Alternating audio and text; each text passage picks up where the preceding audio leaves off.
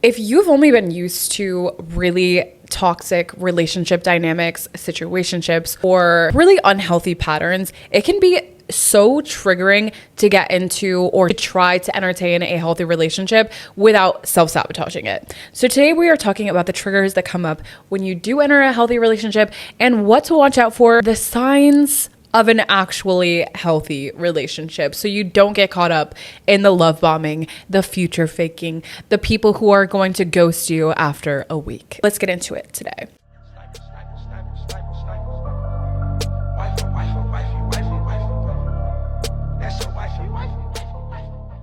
Welcome back to another episode of Way Too Wifey. I'm your host, respectfully Gabby, and in this podcast we talk all things dating and relationships in this modern day. And if you are new here, hi, I'm Gabby. I'm an online dating and confidence coach where I help you go from an insecure attachment style to a more secure attachment style, and while in the process gaining that inner confidence that you need to show up as the best and most magnetic version of yourself. If you feel like you can benefit from coaching, like if you find yourself overthinking a lot, always anxious in relationships, always self-sabotaging good relationships, if you continue to fall into the same patterns, hit the link in my bio. Let's work together. I have an 8-week program. I also do other packages that might suit you better. So if you've thought about coaching at all, go ahead and apply on the link in my bio. With all that being said, I don't want to get into it too further. By the way, I also have a book, Way Too Wifey. I'm actually so proud of this one. I've heard really good feedback. If you are like, I would love to heal, but I'm not ready for coaching, my book is what you want to pick up. Okay. Anyway, with all that being said, I'm not even gonna lie. I'm recording this the day before this is coming out. I realized that last week I had filmed a podcast episode, this exact one. And as I was editing it, some things have changed. Okay. I talked a little bit about a person that I was dealing with at the time, and I didn't feel right putting that episode out because we're no longer in conversation. Okay. That ended after a week, and I kind of want to talk about that because the whole premise of me talking about him was like, oh, it's so healthy, it's so great, it's so good. Fine, anyone can show up as the best version of themselves after a week. By the way, this is what I preach nonstop. Slow it down so you can actually see who someone is. But after a week, someone can change up. After 2 weeks, someone can change up. After a couple months, people can change up. You really have to realize the slower that you take it and the less that you invest early on, the less hurt you're going to become. Not saying don't invest at all, but I think be a little cautious early stages because someone could really show up as Mr. Prince Charming only to ghost you out of nowhere. I'm not bitter. I think this whole thing taught me a lot, and I feel like I'm glad that I didn't invest my feelings into it. Everything was just really good, and I also wasn't in the space to like fully invest my feelings into it. I wanted to, of course, but I also am like, I take things slow. I take things one step at a time. And I want to talk about the triggers that came up for me during that time, even if it didn't work out. If you want to spot a healthy person, anyone can seem really, really great early on, right? Like you are getting their representative. You're getting the version of them that they want to portray themselves as. As time progresses and you start to really know someone, you can kind of clock how they're moving, if they're aligning what they say with what they're doing.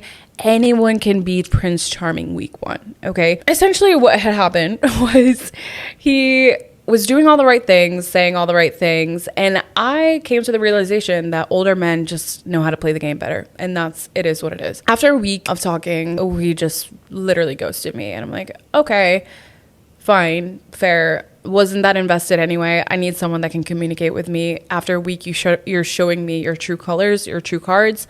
By all means, hop out of my life. It is what it is.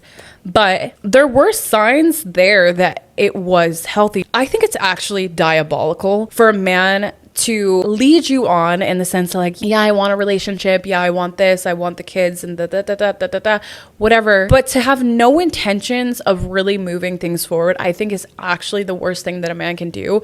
Because had I invested my feelings into this, I would have actually been heartbroken because you're selling me like the perfect guy and telling me that you want the same things and that things are progressing in the right direction. But to ghost me after a week, after like really nothing at all, like out of nowhere, is diabolical. I do want to talk about the healthy aspects of it, because I do think like at first it seemed really great, seemed really right. But again, I don't think you can fully see who someone truly is after a week.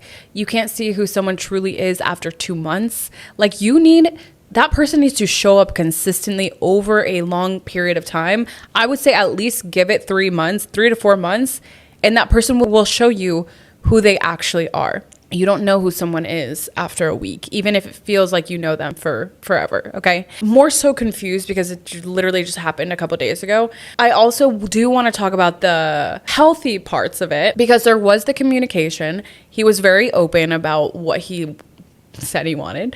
And there were parts of me that like, okay, it was like one step at a time. We don't have to get there automatically. And I feel like that's how I know that I'm healing, because one, I could have went all in. I could have attached myself and I could have really gone 0 to 100 really quickly with this one, but I didn't. I took it one step at a time, and I feel like that is healing. But I also, there's this like unspoken pressure of being a dating coach and feeling like I have to have my life all together and that everything has to be perfect and my dating life has to be perfect and I have to be in a relationship in order for people to take me seriously. But truly, I just feel like it's all kind of BS. Like I have my own experiences. I'm on my own path.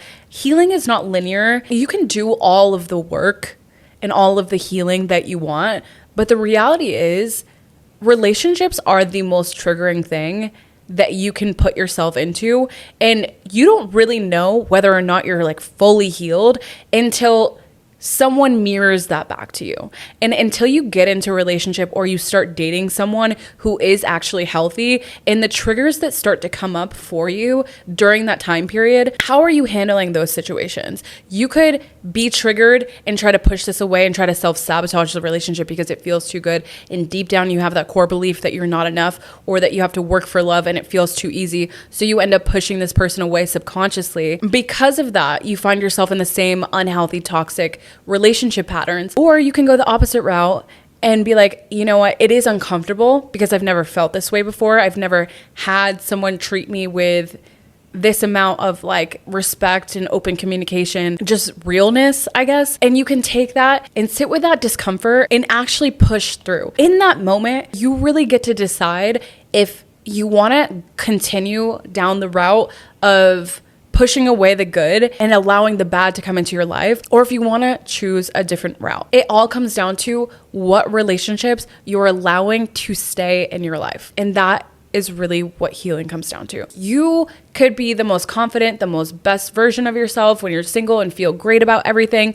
But the moment that you get into a relationship, how have the tables turned? When you are only in the space where you're entertaining toxic relationship dynamics, and then you find yourself dating someone who's healthy, there are triggers that are going to come up. And I'm not going to lie and say that I'm perfect and I navigate relationships perfectly. But I will say there are things that come up, and it's how you handle those triggers that do come up that will make the difference on where you end up. Anyway, I was dating this guy for a week. I noticed, given I did think he was healthy, and I'm glad that I didn't get my feelings attached to it, there were certain things that were, or triggers that were coming up because he was more invested in it than I was, if I'm being honest. And it's funny because it's always the guys that are more invested. And I was talking about this to my best friend. I'm like, why is it's the guys that like you kind of have to watch out for that are like overly invested in you, but then it's who do you trust? Because the guys who aren't as invested, where is the middle ground where like you're both on the same page and you can actually trust someone? I'm like,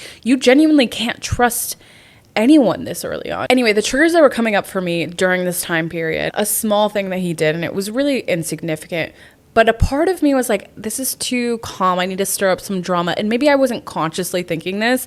It wasn't until I chose to reparent myself in that situation and like do some self-reflection on the situation. I was getting a little annoyed with him just for small things that really are so insignificant. But I was getting annoyed, and he had sent something and it truly there was a language barrier. So he didn't mean it the way that it came across. But I was using that as an excuse to like stir the pot and cause some issues so that I can push it away. But I think I'm like, what? I had to take a step back and like really self-reflect. I'm like, he's triggering me. It's pissing me off. I'm getting annoyed and I'm getting angry. Why am I getting angry? Is it really the time to be getting angry? And are you truly angry at the situation, or are you just trying to cause problems because you're trying to self-sabotage something good? And I had to come to terms with myself. I'm like, this isn't the battle that I want to fight right now.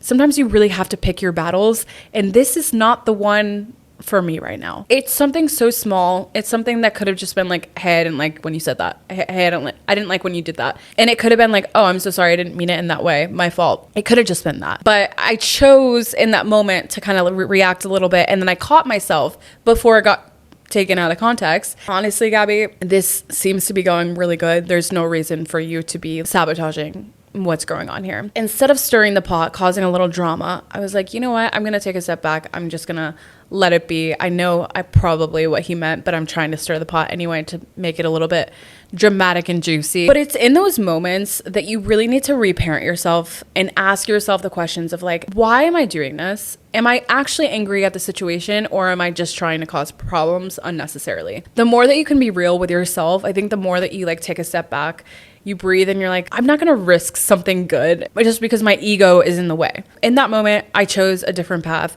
I just chose to like drop it and let it go. Obviously, if there was clear signs of disrespect, I would speak up for myself. I just think in the moment, there was really no need for any type of bickering, fighting, anything.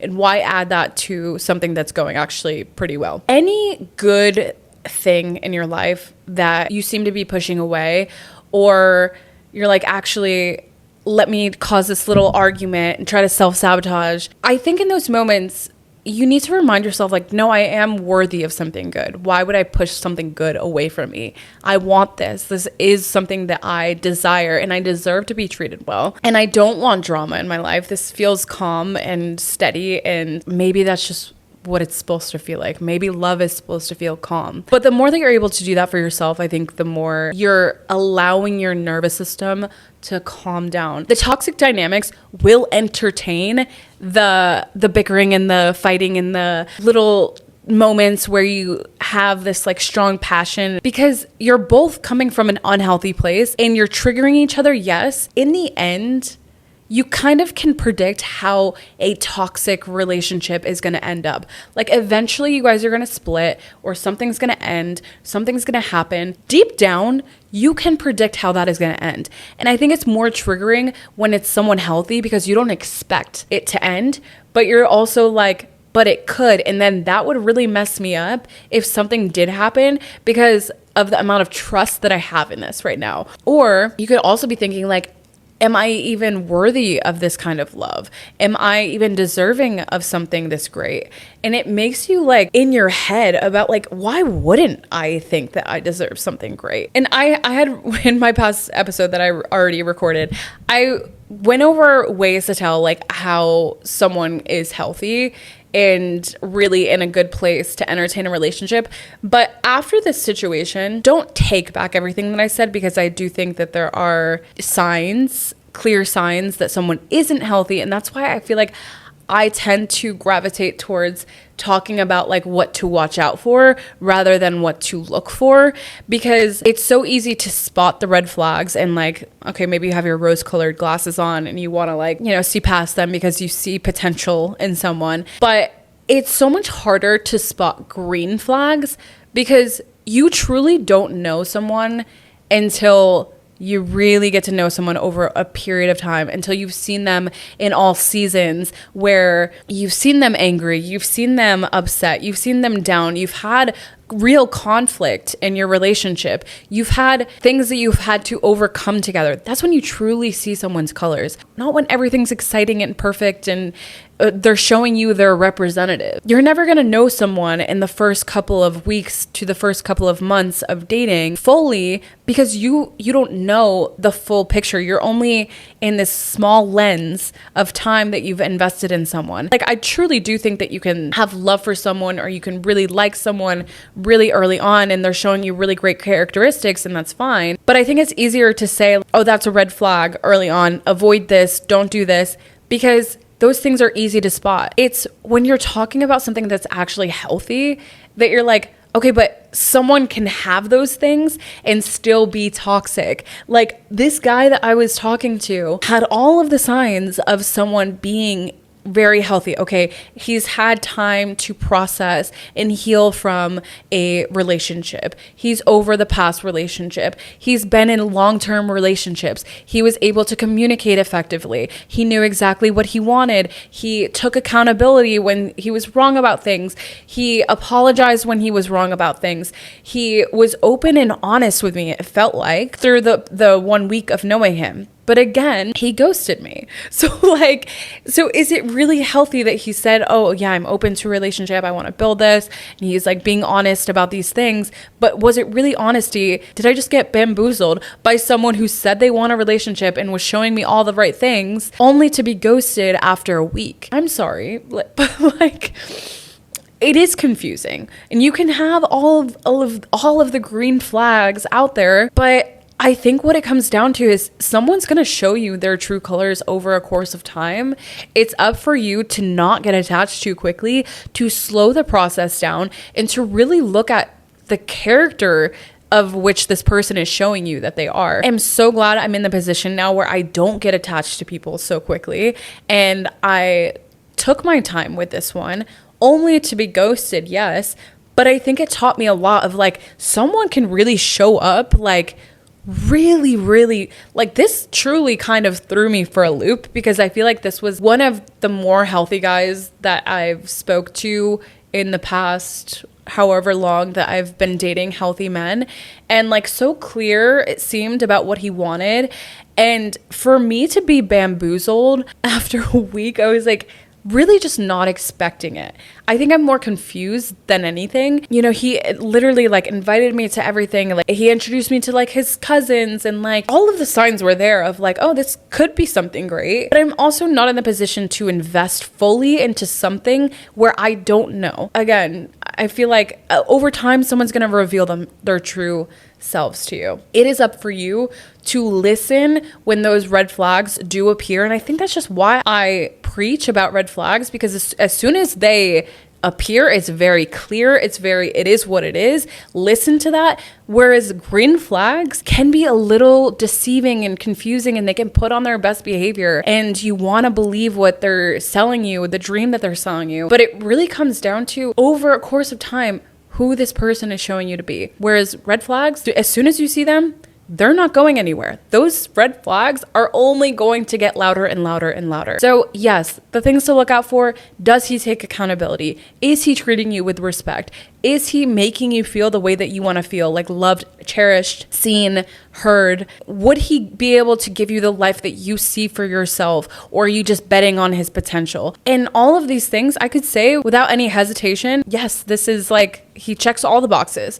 But someone can check all the boxes and still change their mind in a couple of months. And I think that was just such a wake-up call, is that someone can play the field so well, but still not be for you. And whatever the protection was, I literally prayed, you guys, like, if this isn't it, then remove it from my life. Why did I get ghosted out of nowhere? That is the most powerful prayer, because within a day, I'm not even joking, within a day I said that, and I haven't heard from him since. So if you are ready, like really, truly, okay, green flags, red flags aside, if you really want to see if someone is meant for you in your life, platonically, romantically, it doesn't matter, send it in the hands of God. Every single time I've prayed this prayer of like, if this is not for me, please remove it from my life. The amount of clarity I have gotten from this prayer alone, I'm not even joking you, within a day, every single time I pray it, someone is removed from my life. Don't use this if you're not sure. If you want to figure something out on your own, by all means. Why would I waste my time if something's not for me? I truly think this is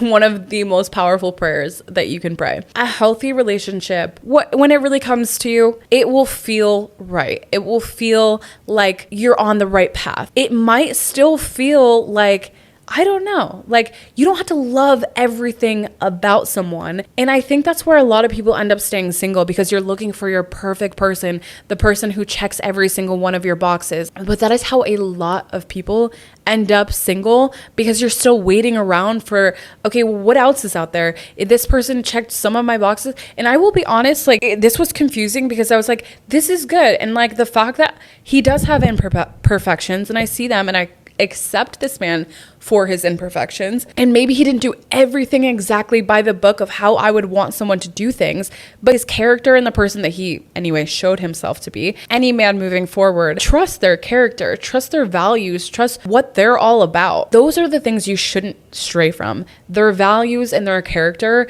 and their life direction. What direction do they want their lives to go in? Because that will tell you everything that you need to know about a person. It's all of the little small things that we fixate on, and we try to like, okay, I don't like that he has this one little thing that I don't like, or he didn't act exactly how I wanted him to act in this situation. He didn't handle that situation exactly how I would have wanted someone to handle that situation. So with that being said, this can't be my husband. My husband would never.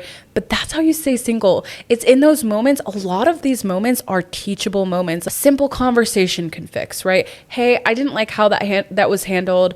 I would have really liked if you could do XYZ. How are they receiving that feedback? Are they shutting down? Are they blaming it back on you? Are they, why do you make a big deal out of nothing? That's not your man. The right man would be like, I'm so sorry. I didn't realize that would affect you in this way, and I apologize, and moving forward, we'll do better. It could be a simple conversation. Problem is, if he doesn't take the conversation well, or he deflects or pushes it back on you, that's not your man, and you know right away that that's not your man. People are going to have imperfections. A lot of times, those imperfections will grow on you, and a lot of moments are teachable moments. Like, he doesn't have to do everything by the book of exactly how you would want someone to handle something, right? Some moments you can just teach, but if it's something that is so out of character, something that's very disrespectful, something that doesn't align with your values, your morals, your future, then trust those things, as opposed to like, oh, he has this little quirky thing that he does that I don't like, and because of that can't be my husband. Those small things that you pick apart and nitpick on someone because you're deep down trying to push away something good, a lot of times those small things will actually end up growing on you, and you'll learn to love those small imperfections about someone over a course of time, because you really truly to your core love this person. But with all that being said, I feel more confident about this video being pushed out now. There was no way that I was about to push out that last video talking about how great someone was when they showed me their true colors. And I really feel like this is more valuable, because you don't know who someone is until you know who they are and they show their true self to you. So with all that being said, that is it for this week's episode. I hope you enjoyed it, and I hope you got some kind of value out of it. Hit the follow on Instagram, TikTok at RespectfullyGabby. And if you could leave me a 5-star rating, what goes around comes around. So if you leave a 5-star rating, you're sending out love, and love will come right back around to you. And thumbs up, hit the subscribe button, turn on your bell notifications so you'll never miss another episode. And I will see you all next Tuesday.